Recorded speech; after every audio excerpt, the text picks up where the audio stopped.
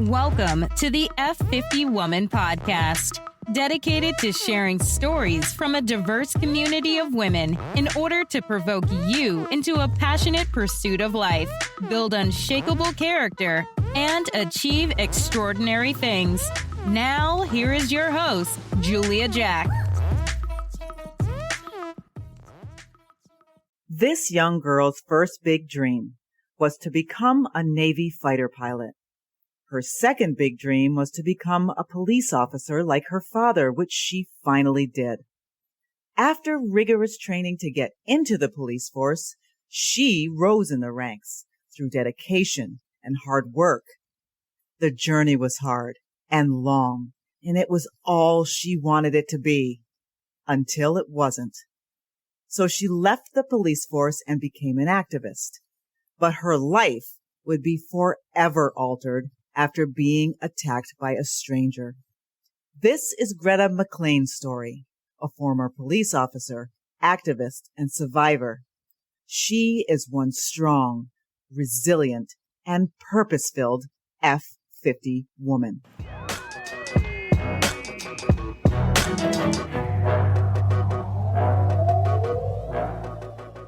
Hey, F50 women, thank you so much. Today we are with Greta McClain, and she has got a story that goes beyond probably what we can really capture in 1 hour. But I'm so tempted just to scream it out, but I'm going to let her tell her story because she's lived it.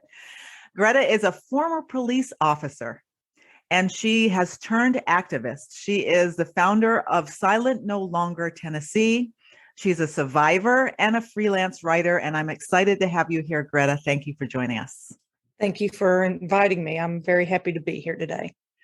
So I'm going to just start off on hopefully what is the lighter side about you when you were a younger girl. What did you want to be? What did you envision? What did you love? Tell us about you when you were a younger woman or a younger girl.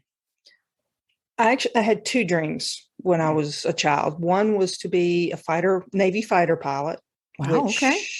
Considering I had very poor eyesight, was never going to happen. Wow, okay. The other was to follow in my father's footsteps and become a police officer. And I was fortunate enough to be able to do that.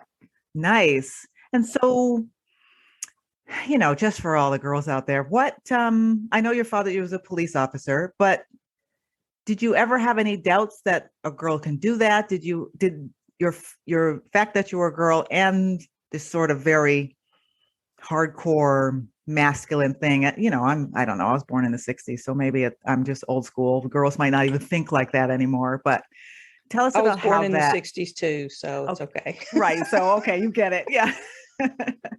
So how did you ever have any doubts? Did anybody ever tell you, well, no, why don't you just go in the kitchen and do something, cook or something? I didn't. I was very lucky.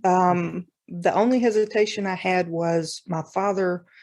He did it, in my opinion, the way you're supposed to do it. He worked his way up from patrol officer to major because of the work he did. He didn't play the politics. He didn't campaign for candidates and hope they got elected so he could get a promotion, stuff like that. And he was very well respected. He was a very good officer. And I was afraid that I wouldn't measure up and that I would somehow disappoint him. So I was kind of initially the roadblock as opposed to anyone else. It was just me being afraid that I would disappoint him. Okay. So you grew up, your father was really obviously a really good role model where he was modeling the right way to do things. Tell us about where that went from a little girl to, a young adult to becoming a police officer. Tell us about that journey. Was it hard? Was it long? Was it all you had hoped it to be? A little bit of all of it. Okay. Honestly. Okay. Initially, when I went to college, I had planned on becoming a teacher. Majored in secondary education with a minor in religion, and planned to go to my former high school and teach religion. Okay. And of course, best laid plans. Yes. I ended up instead working as a dispatcher at Vanderbilt University Police Department. Okay. And it's like, well, it's not quite law enforcement, but it's kind of close. Yes. And decided, or actually was encouraged by several people to go ahead and take the test to become a commissioned officer, and finally gave in and took it, and was lucky enough to score in the top 2 or 3. I can't remember off the top of my head. Sorry. Wow, okay. So became 2 or 3, they're both really pretty great. Yeah. and worked primarily on campus, Okay. and thoroughly enjoyed it, and realized, guess I do take after my dad. I'm pretty good at this. So once he retired, I wanted to wait till he retired and after I got married so that my name changed, because I wanted to do it the way he did. I didn't wanted to get whatever Gotcha. benefits or punishment because of the work I did, not because of who Dad was. So I finally applied for the police academy and was fortunate enough to get in, and kind of like they say, the rest is history. Spent 12 years and thoroughly enjoyed it. You enjoyed it. Okay. And preparation for that is intense physically, Yes. mentally, emotionally, psychologically, I imagine. Yeah. Yeah. So you had to go through a lot to get there. It wasn't just, oh, I took a test and I think I can, No. follow the rules. It's an intense process. It was about 7 months total, the testing, between the physical agility, the written civil service test, had a written psychological test too. Then you had interview with the psychologist, interview with the chief's board, interview with the civil service board. I mean, it was quite a long process. Yes. Yeah. And I like people to understand that, because I don't think I understood that till I went to a gym of a friend of ours, and a young woman wanted to be part of the police department. And I tell you, this woman was working out I was like, why are you working out so hard? She was like, this is nothing. So it's an intense process, not just physically. So right. It's a lot of, if you remember some of the old war movies or something with the drill sergeant, it was a lot of that, them right up in your face and yelling and screaming. But that's needed because, you encounter somebody and you have to arrest them. They're not going to be happy. Can't say I necessarily blame them. Yeah. And they're probably going to cuss and spit and do all that stuff. And if you aren't used to that, there's a good chance you're going to overreact and do something that you shouldn't. So I'm very glad that we had that training. Yeah, it's not going to be good for you. It's not going to be good for the community. It's not going to be good for the person you're arresting. Exactly. Yeah. So, so you went through this intense process and you're a police officer and you got to a point where you were retiring. Let's talk about that moment that brought you to this activism. What happened and when did it happen? Actually, a couple different points. The first one, when I left the department, it was, I had actually made it into the adult sexual assault unit as a detective, and was staffing a case with my lieutenant. Yeah. And he stopped me as we were discussing, and he said, wait just a minute. I said, yes, she said no, but she went, she let him into the apartment. She went into the bedroom. She let him take her blouse off. So, yes, she said no, but she was really saying yes, and you need to close the case. And I was stunned. I was like, really? You're the lieutenant over the sex abuse unit, and this is your attitude? And I really started thinking, if this is the way things are, I don't know that I still want to be in law enforcement. And it took me about 8-9 months probably, and decided to leave and then work for a few nonprofits. Wow. Okay. But the main incident to really propel me into activism was in June of 2017. I had stopped by a truck stop, get something to eat, use the restroom, and was attacked by somebody, a stranger, and was raped. Wow. And it's after it was all over, I started processing, or trying as best I could to process it. And didn't want to admit that it had actually happened to me. Yeah. It had never occurred to me during my time as law enforcement that a police officer could be raped, even a former, because you're there to protect and serve. You keep people from getting hurt. You aren't raped yourself, so it was very disorienting, and I didn't want to talk about it. I made excuses for my injuries, which I'm sure nobody was buying, but I was trying. And decided that this didn't really happen. Trying to just deny it, and very quickly spiraled into depression where things got pretty dark. Yeah. So let me, if I can, just back up a little bit, just to paint the picture. So were there a lot of females in your precinct or that worked with you at that time when you said, okay, I'm done with this? Did you have a lot of backup, a lot of support? Was lucky. Okay. In patrol, and then also as a detective, there were a lot of other female officers. Okay. So, which is kind of unusual, sadly now, but I did have a lot of female support. Okay. So. Right. And family-wise, were you married at this point when you left the police force, or what did your spouse think about all this? My husband and I at the time had already split up and were divorced. Okay. Okay. So so you were solo at that point. Yes, ma'am. Okay. And where this all happened, was it close to your home? I'm wondering if that was even another sort of like, what is happening? I'm near my hometown. I don't understand. It was probably about 30 miles south of Nashville. Where it happened. So it wasn't real close. I was coming back from vacation when it happened. But it's still hard if I have to go down that way when I pass the exit where the truck stop is. It's still gets to me a little bit. Yes. And now that you look back, can you say, oh gosh, I saw that coming. Why didn't I see that? Little triggers or little hints or little things. Did you look back and you say that as well? And even if so, maybe you can give us some hints on what you wish you would look for. Well, part of it, I did blame myself, which I think is part of why I didn't want to tell anyone. Okay. I knew better.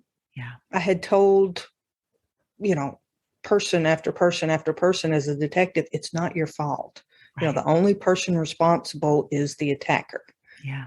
It doesn't matter what we wear. It doesn't matter where we are, anything, it was their choice to be violent. Yeah. But I still fell into that trap thinking that, well, even though it had been 17 years since I'd had to use defensive tactics, I still should have been able to defend myself. Yeah. I should have sensed it coming. I should have been more aware, all those things. Yeah. And I blame myself and felt very ashamed, felt like I actually allowed myself, to be raped because I wasn't, I couldn't fight him off. Right. And that's something I think people need to try to remember, that, a victim of sexual assault has had the control over their own body taken away from them. And it's very, very disoriented, I can't even really think of the words to describe what you feel, and a lot of times they are going to blame themselves. And it's very important to remind them that it's not their fault. Nobody, regardless of what's happening, if you say no, then nobody has the right to do something to you that you haven't given permission for. Right. And, those out there who do still blame themselves, it's understandable. I knew better again, but I fell in that trap again because I thought, this can't happen to a police officer, so it has to be my fault. Yeah. And I just want them to realize it's not. It's not. And people, if you have somebody disclose to you, that this has happened, victims need to get their sense of control back as soon as possible. Okay. So if they're just talking and saying what happened and stop, just let them stop, let them gather themselves, let them think about what they want to say next. And things as simple and well-meaning, such as, well, I'll go to the hospital with you so you can get checked out. Yeah. It's kind of making them think, or it can make people feel like you're telling them what to do instead of them making the decision themselves. Wow, that's good. That's good information to have. Yeah. Yeah. So it can almost be re-victimizing them, feeling like they're having control taken away from them again, or, well, we really need to go to the police department and file this report. Yeah. Just listen. Again. If they mention it, support them, but try not to lead them. Because again, if it feels like they don't have control over the situation. Wow, I never thought about it that way. Thank you for sharing that. Yeah, because you would want to say, let's go do this, let's go do that. Right. But it's not helpful. Right. Yeah. Correct. Yeah. So now you got to a point, we're back at the point where you were just depressed. And do you think individuals who knew you and loved you didn't push because they knew how strong you were and they're thinking, well, I guess she can handle it, or I don't want to push her. I don't know. I'm also thinking, again, from the other side, if you know someone who you feel like something's wrong, should you push in that situation where I know something's wrong? Right. Not necessarily push, but provide openings. Okay. You seem a little different, like something's on your mind. Do you want to talk about it? I'm here. Right. I love you. I want to help if I can. Okay. And if they're no, let it go. And then maybe a week or so later, you can bring it up and just say, the same thing, or, something similar. It's like, you seem like you're a little down. Why don't we go for a walk, get some fresh air or something? And maybe they'll open up then, Yes. But saying, I know something's wrong. You really need to tell me what it is. That's probably going to make the wall go up even higher and them not want to talk about it. Right. Yes. It's the resistance will be there. Yes. So how did you get out of that place, that deep, dark place? What did you do? What happened? It's very interesting, I guess. Story. I actually didn't think I was going to get out of it. I had given up all hope. Yeah. And nothing that I was trying was working. So I'm like, I can't do this anymore. Yeah. And I actually thought about it for a little while and decided how I was going to kill myself and started writing goodbye letters and had gotten through all of them fine until that very last letter. And thankfully I was having an incredibly hard time putting down the right words. Yeah. And was it to a certain particular person, or was it, to a particular person? Yes. Okay. My best friend. Okay. So I just set it aside and said, you know what, let me just clear my head and the words will come. Okay. And without realizing it, I have no recollection of picking up my phone or logging into Facebook, but I realized that I'm just scrolling through my Facebook feed. Yeah. And I kept seeing the Me Too hashtag. Wow. And I had no idea what it meant. Hadn't watched television, hadn't even listened to the radio, read the news, anything. So, but once I figured out what it was, I'm like, wow, here are people that I know personally who have gone through something at least somewhat similar as I had. Okay. And they had the strength and courage to keep going. And the more I saw it, I'm like, I'm going to try, one day at a time and see what happens. And that's kind of how I did for a few months. Okay. Just one day at a time, get through the day, worry about tomorrow. Yeah. And finally, about 5 months later, I guess it was somewhere around there, is when I decided to start Silent No Longer, to try to help reach other people who've been through similar situations and hopefully help them find their voice and find some hope. Because in all honesty, if it hadn't have been Alyssa Milano posting Me Too and then those 12 million plus people who followed posting, I wouldn't be here today. So I felt like I was given a gift and should use that to try to help people the way I was helped. Yeah. So tell us about the I'm thankful you shared that about the hashtag because you can hear from some people getting frustrated with hearing this Me Too thing again, Me Too, Me Too, Me Too, and they get frustrated with it. But it's just to hear that it's actually saving lives, that people need to hear that I'm not alone. It's not just me. And it's okay to say out loud, I was hurt. Exactly. Exactly. So tell us about the first time you told your story. That had to be excruciating, I imagine. I don't know. It was nerve-wracking, but it was very liberating and empowering after it was all over. I was terrified. Okay. It was actually at Women's March 2018. Wow. I was a co-facilitator for the Me Too caucus and was asked to tell my story. And I was a little ragged around the edges afterwards. Oh, yeah. But raw and everything else. Yes. Yeah. But I was like, I finally really said it out loud. And it's not a secret anymore. It's not something I have to be ashamed of. Right. And that was a big weight off of me.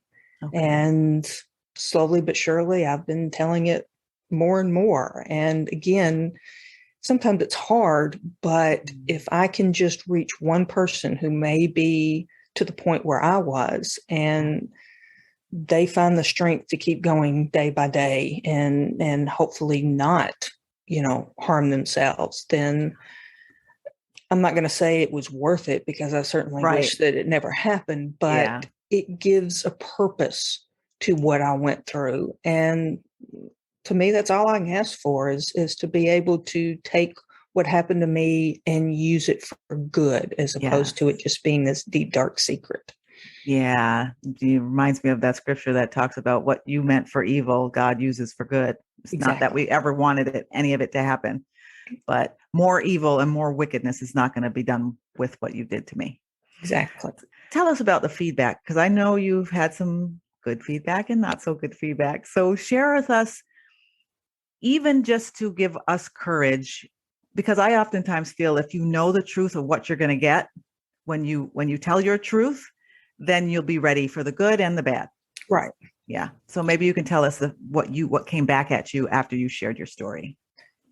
The first time it was really good. Okay.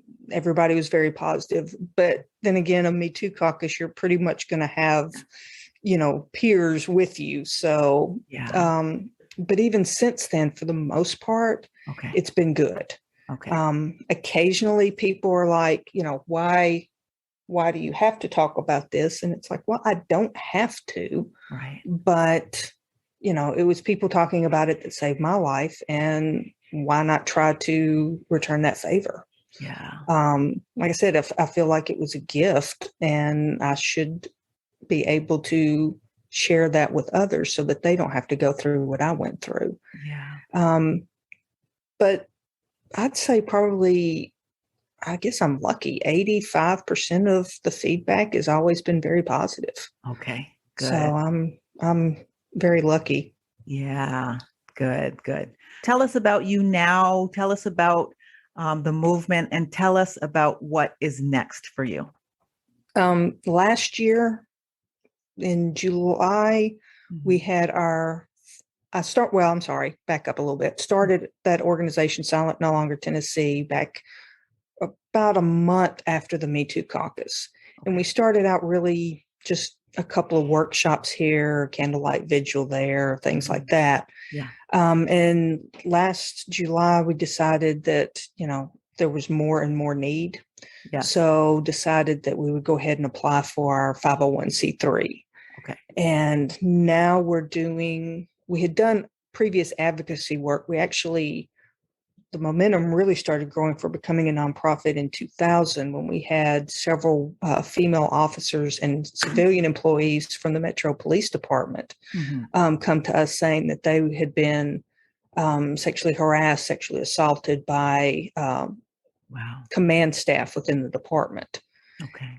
And, we've been advocating for that. We continue to advocate for them and anyone else who needs it. Okay. But we're also beginning to launch programs, creative expression programs. Okay. I can stand up in front of a camera or a microphone and tell my story now. Yeah. Not everybody can do that. Right. There are people that, no matter what the topic is, are just terrified of public speaking. Yeah. So we want to give options to victims and survivors so that they can share their story in ways that are more comfortable to them. Nice. Whether that's through painting or poetry, dance, music, whatever creative medium that they want. That's what we want to provide them so that they can share their story. And we recently, a week ago, we had a program called Shadows Ignited here in Nashville. Okay. And the poems, plays, and monologues were all written by some of our clients. Okay. And we had people that performed it and got really good feedback for that. Okay. So I'm glad that we were able to offer that and give them the opportunities to share without having to just stand in front of a microphone and Right. tell their story. And recount the story. Right. So why do you feel like this expression, whether artistic, dance, poetry, or just standing up and telling your story, why is that so important for the healing of a victim? For me, at least, Mhm. as long as it's hidden, there's still some sense of shame or embarrassment attached. Okay. And until we can, again, me personally, until I could let go of that and say it wasn't my fault, this happened to me, and this is how it affected me, and this is how I'm going to use it to help others and make the community better. Yeah. That's very, very empowering. Okay. And I think from the feedback I've gotten from others who have done the same or similar, they feel the same way. As long as it's a secret, then it kind of holds power over you. Yeah. But once you let it out into the universe, then it doesn't control you anymore. Yeah. And so this incident, or for other people, it might be incidences, it might be more than one. Right. It changes you. Yes. So how do you live as that changed person and still feel alive and empowered? What does that difference do? Or, I'm trying to figure out, how do you live with it and be re-empowered? I'm a survivor. Okay. I didn't let it beat me. Okay. I didn't let him win in the long run. And that's what I hold on to. Okay. And I think I could handle myself when I was a police officer, but I think I'm even stronger now. Yeah. So that's what I hold on to. It's like I didn't let it, the depression win. I didn't let him win. Yeah. And I'm a survivor, and I'm proud of that. And that's what gets me through, some of the rough days when I am feeling a little down. It's like, this may be a rough day, but you know what? I've had worse. Yes. So I'm going to come back, roaring back tomorrow. Yes. Wow. Yeah. A whole nother level of fearlessness that you can't make that stuff up. Yeah. Yeah. Were you surprised at the numbers of people or women who were victims of sexual assault or some of the other things? Even as a police officer, were you like, oh my gosh, you've got to be kidding? I was actually more surprised after I left the police department because I hadn't done as much research. It did seem like there were a lot. Yeah. But once I realized that only about 33% of all victims report their assault to law enforcement. 33%. 32 to 33%, yes. That's scary. That's making me a little scared. Yeah. Okay. So about probably 66% of sexual assaults are never reported to police. Wow. So that's huge. Yes. So when I realized that, I was like, wow. Yeah. It's much more prevalent than even me as a former law enforcement officer realized. Yeah. And then I started seeing that the numbers, every 73 seconds, a woman in the United States is sexually assaulted. That's really frightening. It's, if I'm remembering off the top of my head, I think it's right at 430,000 a year. something like that. Wow. And we talk about, the epidemic of gun violence, and there is, Yes. and it definitely needs to be addressed. Yeah. There is an epidemic of overdoses, especially with opioids, and that needs to be seriously addressed. Right. But when you compare the numbers of that compared to sexual violence, it's minuscule. Yeah. But they all need to be addressed. We need to put more resources into that. Yeah. But people don't think about how prevalent sexual violence is. Yeah. And I think that needs to be publicized more, because it's just as much of an epidemic as gun violence and opioid addiction. Yeah. And we just don't talk about it because it's still stigmatized. And that's something I hope I can help unstigmatize, or at least make it a little easier for people to talk about. For people to talk about it. Yes. What do you think about, you think about the Me Too movement, and I've heard frustration when people come out and say things that people did things and they didn't do it. What does that do to the power of the truth of what's happening? Let me start by saying, statistically, 92 to 98% of all reported rapes are credible. Okay. So it's a very, very small percentage. Very small percentage. But somehow we're always hearing about that one, and then making it like, see, women just say that. And yes. And when I give talks, and I address that, and it's like, we hear the bad stuff. Yeah. We don't hear about the other side of it. Yeah. And then I'll say, and I will ask people, if someone came up and told you, if you buy a lottery ticket or a Powerball ticket, you have at least a 92% chance of winning the 600 million or whatever. Yeah. I pretty much guarantee you, whether you're a gambler or not, you are going to become one quick and you're going to buy a lottery ticket. Yes. I would. And when I present it that way, they're kind of like, yeah, that is a really small percentage. Yeah. And that's just part of the job as far as helping to spread awareness. But yes, those who don't, where it's not, the truth, then that does harm those who have legitimately, been sexually assaulted. Yeah. And it's the same with anything. People say stuff all the time, but as far as people saying this happened because they want to get back at a boyfriend that broke up with them. Yeah. That's very, very few and far between. Right. Yeah. If you were to meet yourself that day before the assault happened, what piece of advice would you give her, whether it could stop what was about to happen or not? If you could plant something in your brain as that person, what would it be? That's a tough one. Partially because, again, I wish it hadn't have happened. Yeah. But I think that it happened to me for a reason. I think God had a purpose. Okay. And I couldn't do the work and help the people that I do now if it hadn't have happened. Right. And people may think this is weird, but I feel blessed to have that opportunity. Okay. That God gave me that gift. Yeah. That he turned something horrible into an opportunity. Yeah. Honestly, I don't know. Okay. I really don't know, because I can't even really go there in my mind, Right. I got it. Yes. Yeah. Several years ago, I worked with a nonprofit that helps young men and women get into the construction trades. And I was working with some other younger women who had different life experiences than me. They were able to understand more where the young men were coming from and young women. From that work, I learned that certain people are gifted with challenges so they can help certain people. Like you're saying, it was something you wish you never went through, but boy, it's being used for some amazing things. So when you're challenged, somehow get some help so you can turn it around and let it be your superpower instead of letting it be the thing that kills you.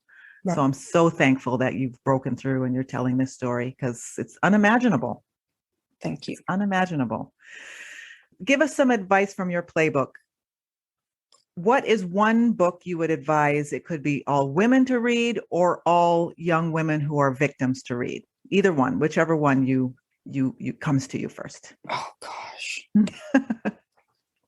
Well, it's going to sound corny, but That's okay. I would, when I was really feeling down, and even after I was starting the road to recovery, still do it to this day sometimes. Okay. I just pick up the Bible and open it up, and it seems like the passage that I need to see at that particular moment is where I open it up. I mean, it's and again, I know that's not necessarily what everybody wants to hear. I know everybody might not want to hear it, but yes, it has power. It has power. It is what it is. Exactly. So yes. Very good. And I'm sure that there, with other faiths, I'm sure that it the Quran or Torah or whatever, you could find the same thing. Right. Because it's my thing is, whether we say God or Yahweh or Allah, it's the same holy power. It's still, it's still the creator or whatever. And he or she brings you what you need when you need it. Yeah. At least that's my beliefs. And I fully respect other people that don't believe that, but that's how I think. That's how it's worked in your life. Yes, ma'am. Yeah. So did you have a belief in God as a younger woman? Before okay. So how did you reconcile those two? Was there ever a moment where you were like, what did you do to me, God? And do you love me? And why? Yes. There were many times where I would actually pray every night that God would let me die in my sleep, and then get really, really angry when I saw the sunrise the next morning. Wow. And I was actually to the point of believing that God doesn't care. He is fully content just to sit back and let me suffer. Isn't going to do anything to help me. And that's when I decided, that I was going to kill myself. And did not realize that he would use a social media hashtag. I know. But, God works in mysterious ways. Sure does. But yes, I've definitely had a major crisis of faith, and pretty much it's not that I didn't believe in God. It was that I didn't believe he cared about me. Yes. Yeah, I get that. Yeah. And so for those who are, again, I'm thinking from the outside as a mom or as a friend, is there any way that somebody could have been able to tell you were at that edge? Do you think? I don't think so. I think I was good at keeping it together at work and then falling apart as soon as I walked out the door. Okay. All right. And I just stayed busy. Okay.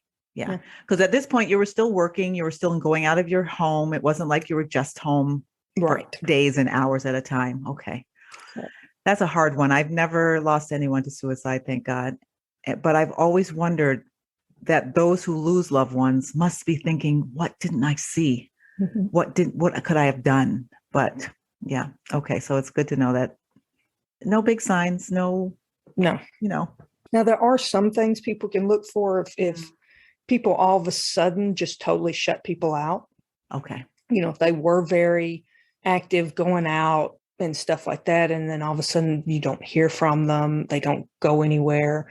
That's probably a good indication that they have depression. Okay. If suddenly they start giving away things, that's a big clue. It's like, why are you giving all your stuff away?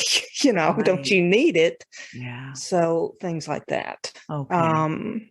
And although I said earlier, let victims make their own decisions, let them work through it themselves. Obviously, if you believe that they really are a danger to themselves or to others, then yes, please do something. Say something to them, get them help, call mental health or the police, whoever in your area you need to call to make sure that they get the help they need. Okay. That's not a time to worry about them making decisions, because at that particular time, they're not able to make good decisions for themselves or anyone else. Right. Yeah. Yeah.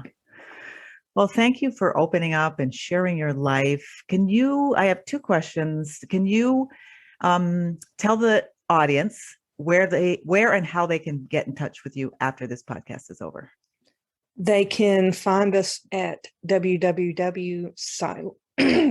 silent no longer T like Tom, N like Nancy.org, Okay. or contact at silentnolongertn.org. Okay. And if they have any questions, I'm happy to answer. Okay. If they're needing referrals to resources, if they're in Tennessee, we have a very extensive resource list. Okay. And if they're out of state, Mm-hmm. and they don't know where to look, I can find resources and help point them in the right direction so they can get somebody, that they can talk to. Okay. Occasionally we'll have people ask, how do I start a similar organization? I'm happy to help them with that as well. So get in contact with me and I'll do whatever I can to help.